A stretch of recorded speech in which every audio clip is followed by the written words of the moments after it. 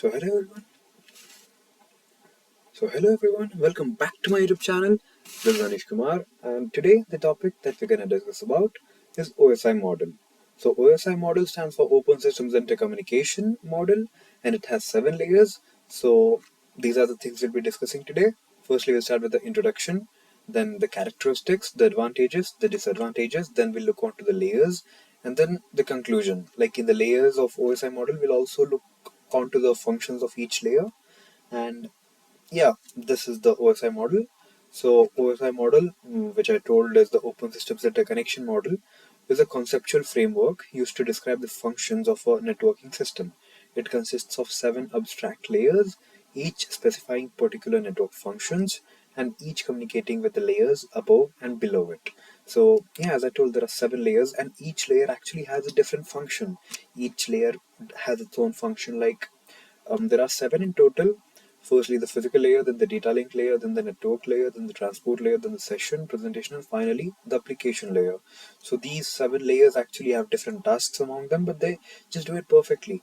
It's like a hassle-free thing. Like every layer has its own task and it complements the other layer and it helps out the other layer in completing their certain tasks. So yeah, that's how it's done. So firstly, okay, next up we'll be moving to the characteristics. So there are 3 major characteristics: modularity, interoperability, and standardization.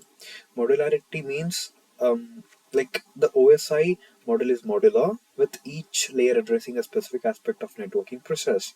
This modular approach allows for easy troubleshooting and upgrading. Interoperability, like it basically refers to the thing where you can execute a certain program in different environments. Like yeah, a certain program can be run only on a certain device. Like if that's the case, then it's not interoperability. If it can run on effectively on different devices, then it's surely interoperability. Standardization. It provides a standardized way of communication between different devices, ensuring consistency and compatibility. So the advantages of OSI model: it provides clarity, it is very scalable, and flexibility too. So these are very simple terms actually, and yeah, they can be understood. Like, but then I'll just briefly explain everything. So the layer-based structure of the OSI model provides a clear separation of functions, making it easier to understand and troubleshoot network issues.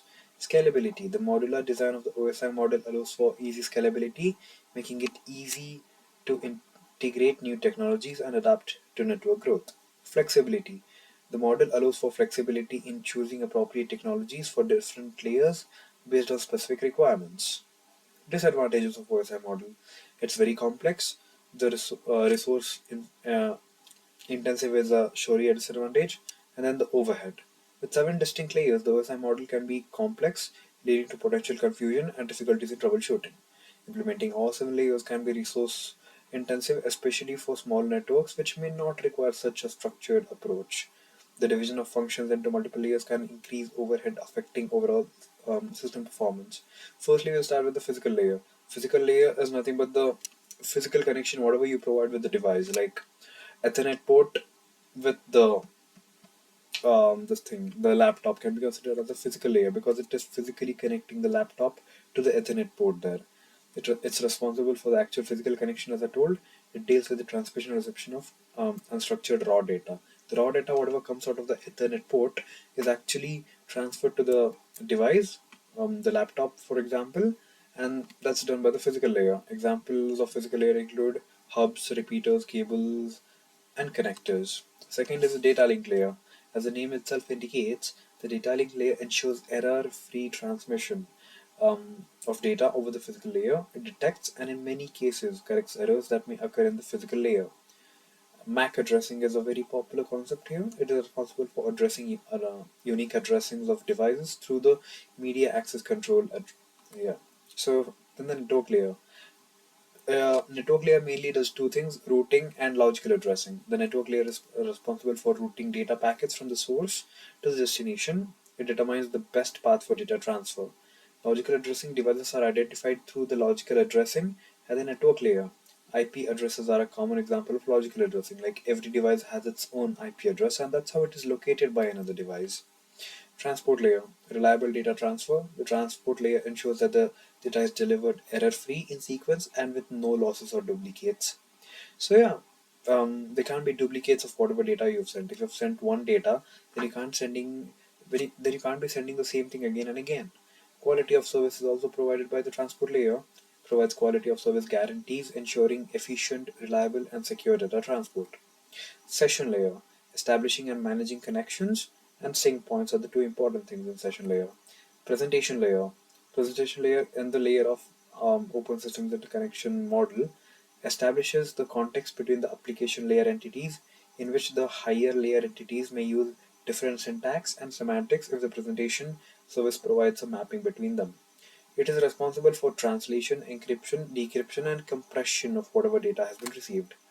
Application layer. The application layer sits at layer 7, the top of the open systems interconnection communication model. It ensures an application can effectively communicate with other applications on different computer systems and networks.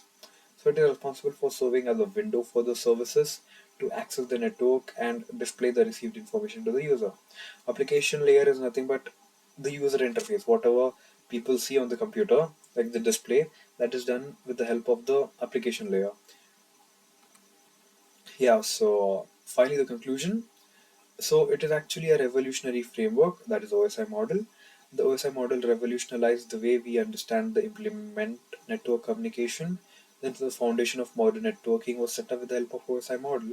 It laid the foundation for modern networking standards and practices, playing a pivotal role in the development of the internet and other complex networking systems.